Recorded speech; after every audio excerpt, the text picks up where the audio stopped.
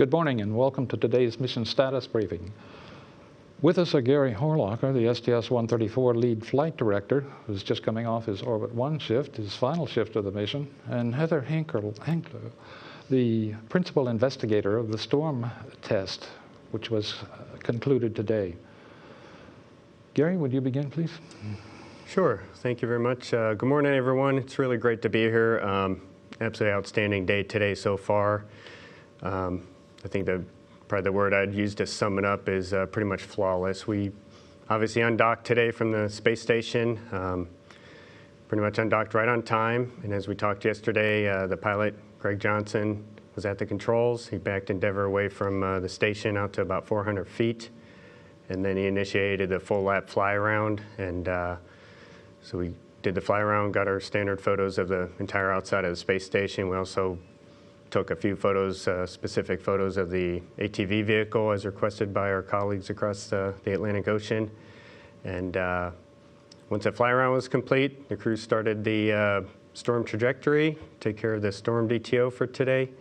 All those burns went perfectly as planned. The trajectory was right on the money, and everything just went really, really well. And Heather's going to give you more details about how the sensor performance went, so we can hang on to that for a few minutes.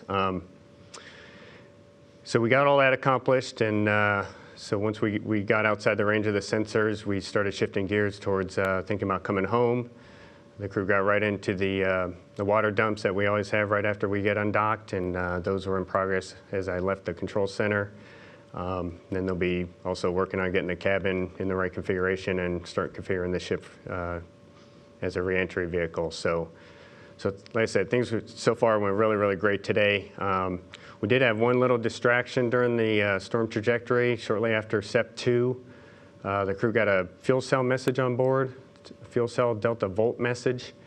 And so basically, the orbiter has 3 fuel cells. That's how we generate power for the entire vehicle. And each of those fuel cells has 96 cells within it, and those are broken down into 3 separate substacks. So there's 32 cells within a substack.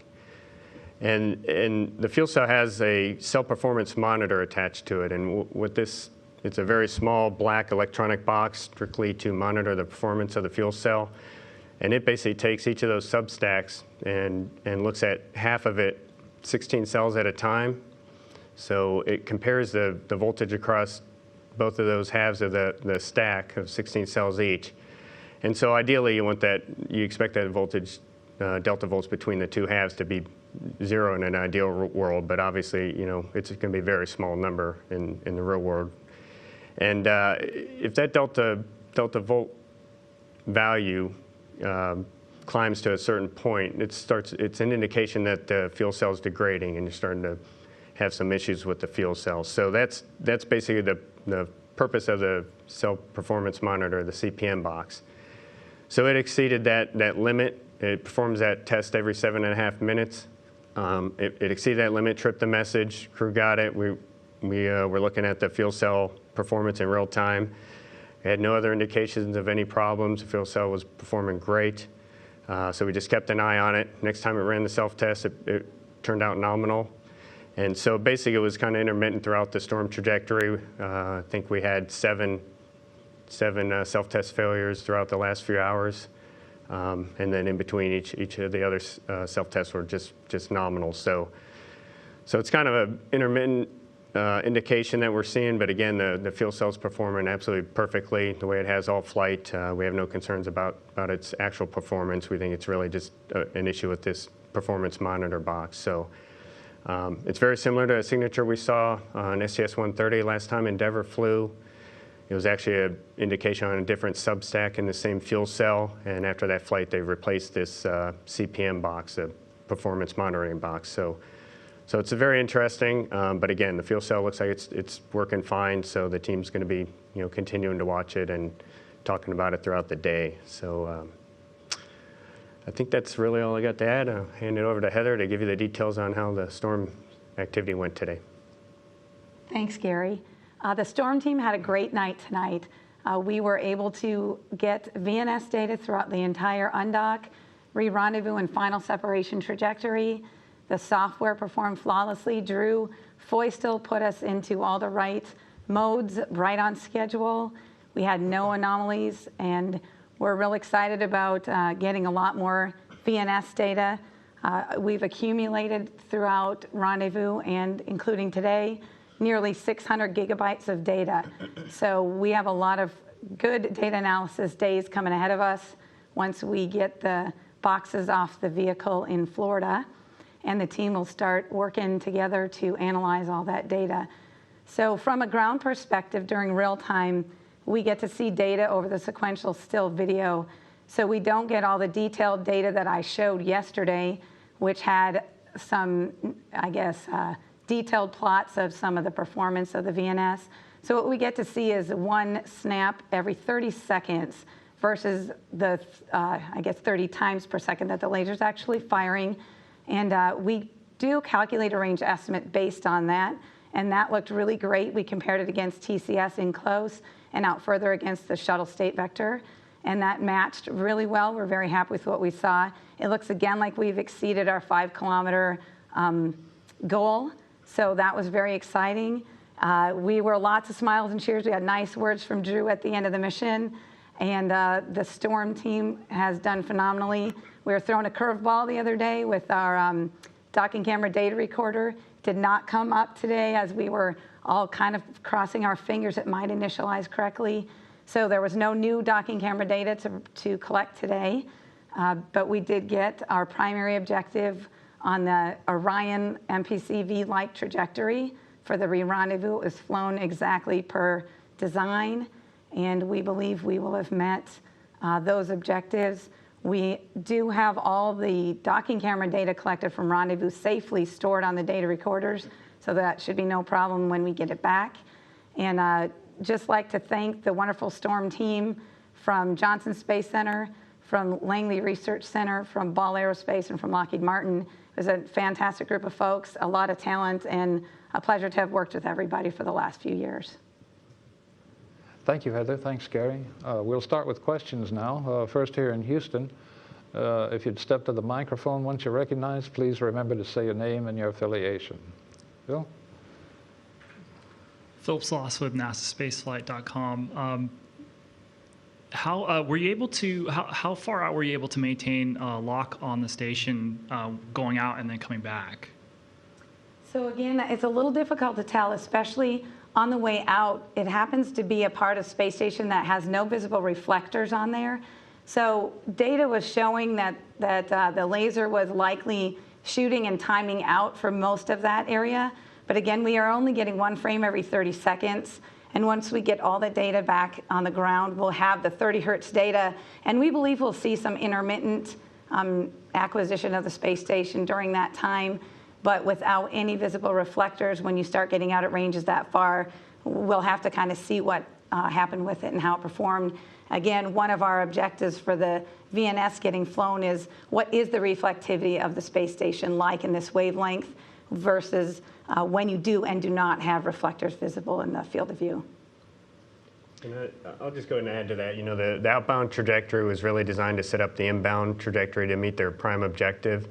And, you know, of course, station did reconfigure to get some power generation during that time frame as well. So wasn't optimized for the storm reflectors for that phase. So. And then on when do you expect to get your data and your hardware back? Yeah, so we've kind of been told by KSC, return to Florida plus about a week. We will get back in the vehicle and perform a post-flight test. We'll just fire everything up and do a return to Earth great, just like we expected to. Then we'll get the sensors and the data recorder package will get moved over to another facility at KSC, and that will start our data retrieval. If we pulled 24 hours a day, we would get everything off in 6 days. So then we'll have that 600 gigabytes of data passed on to all the analysts to go have their fun. Additional questions, Robert? Robert Perlman with CollectSpace.com. To follow up on that question for Heather, what's the end product? What do you have at the end of all the after all the analysis is done? Is it an animation of the approach, individual stills? What are we going to see when everything's ready? So I think we'll see all of that.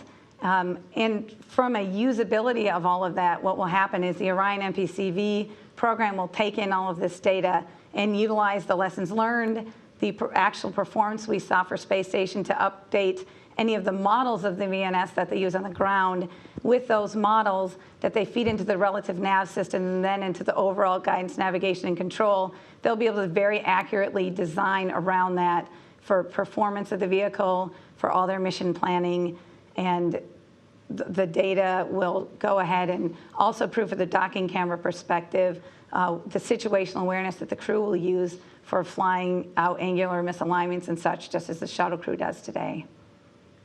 Okay, thanks. And for Gary, realizing that the CPM intermittent failure is not a huge concern at this point, if it did become more of a concern, what are your options as opposed to just ignoring it? Yeah, so the CPM is, in simplistic terms, is just telemetry on how the fuel cell's performing. So if that box were to fail completely, what we're also talking about doing is setting up the fuel cell monitoring system, FCMS, and that's basically just a application on the onboard laptop that ties into the vehicle data system, and it'll give us the next layer of insight. We can go down and look at each cell level in the fuel cell and look at each cell separately, which we can't do at the CPM level. So it'd be the next step in data gathering, if you will. But again, all the data coming from the fuel cell and that we watch in real time as it's running is again looking great. Okay, additional questions here in Houston? Seeing none, we'll go to the phone bridge. Marcia? Yes, hi, good morning. Gary, I have a couple questions for you. The first being, I heard you and Mark Kelly discussing potentially windy weather here at Kennedy Space Center on Wednesday morning. Could you fill us in on what the latest weather update might be? Sure, Marcia. I know the last forecast I saw was pretty old, and of course, Florida is what it is until you're just about to either launch or land there. So, I'm not too excited about it yet. But the forecast was outside the flight rule limits for the crosswinds. I know we were looking at the data actually coming off the runways just an hour or two ago, and it was actually fairly calm. So, again, until we get a little bit closer, I'm not too excited about that forecast. Thank you. And could you also reflect for a moment on the fact that this is Endeavour's final journey into space and that there is only one more shuttle mission left before it all ends? Sure. It's a long time coming. It's been an incredible program. I've been focused on making sure we get this mission accomplished. Is fairly aggressive from the beginning and a pretty long mission, and we met every objective, got everything accomplished. So, right now I'm just going to take a deep breath and enjoy the fact that we've gotten through the 99% of the mission. All we got to do is get the crew and the ship home now. So, I think it will be bittersweet seeing it on the runway here, hopefully in 2 days. And then we got Atlantis rolling out that same night to the launch pad, and then one last flight for the program. So it's kind of sad to see it ending, but it's time to move on to the next chapter. Thank you. Bill Harwood? Yeah, a quick one for Gary. Just based on your nav data, how far back did you guys fall off, and how far did you come up before it stalled out? Oh, the trajectory. You're asking about trajectory distance. I believe we got right around 29,000 feet, which was what we were targeting on the outbound part of the trajectory, and then coming up in close to station after we did the TPI burn, which puts you on target for your final point just below the space station, targeting 1,000 feet below and 300 feet behind. We got to about 950 feet from the space station, and the trajectory stalled out. Crew did not have to do any braking pulses whatsoever, and then we just fell away and did SEP 3. So again, the trajectory was right on the money almost the whole way tonight. It was really, really outstanding. And one more quick one for me, and maybe this is for Heather. What is the advantage I guess, what do you call this, a co-elliptic approach versus an R-bar or a V-bar approach? What is the advantage of that, if there is one, or is it just a different way of doing things? Thanks. Sure. So it is a different way of doing things. And as a matter of fact, once you're past that either stable orbit rendezvous like the shuttle performs or a co-elliptic, the trajectory beyond that looks pretty similar as far as flying around to the V-bar and then approaching along the positive V-bar to the station for docking. So there's a couple of differences. One, you get on a trajectory that's a delta height below the trajectory of the space station. So you could just kind of stay in that orbit. It's a safe orbit, it's a non-collision, and you can kind of approach from below, and then you just make some burns to close that delta height. And then you could come up right below on the R-bar and then fly around to the V-bar. So I know back in the days when they were designing the shuttle trajectory, they did not have that cross feed for the reaction control system jets. And it kind of ruled out any kind of an approach like this. It just the types of burns that it would require. So with a new vehicle for the Orion, it was able to kind of open back up that trade space. And this was the trajectory they picked. It's a good fuel efficient trajectory and a good safe trajectory. Okay, Stephen Clark. Hi, just one more question. I'm wondering if, this is Stephen Clark with Spaceflight Now, just a quick question on cost. I'm wondering if you've had a chance to go over the cost since the question yesterday of the cost of the storm experiment. Thanks. Yeah, thanks. We've been pretty focused. Since we had our DRU-3 failure, we were pretty much working around the clock to get new procedures up to Drew. He had to take several different actions to get things powered down. So I was not able to follow up with the project on getting those final cost numbers for you. But and as the principal investigator, I was sort of responsible for the technical success of the experiment, so I didn't have those numbers readily available. I'm sure in the days to come we'll be able to close the loop on that, and you might be able to follow up with the Orion project for a better number. Okay, thanks. James Dean. Hi, thank you, James Dean with Florida Today. Gary, I know we have additional briefings to come, but just because the timing is a little awkward, wondered if you could say any more about the preliminary plan for entry, if it would be right to assume that only KSC will be active Wednesday morning, I guess, and the next day would be your landing day if need be.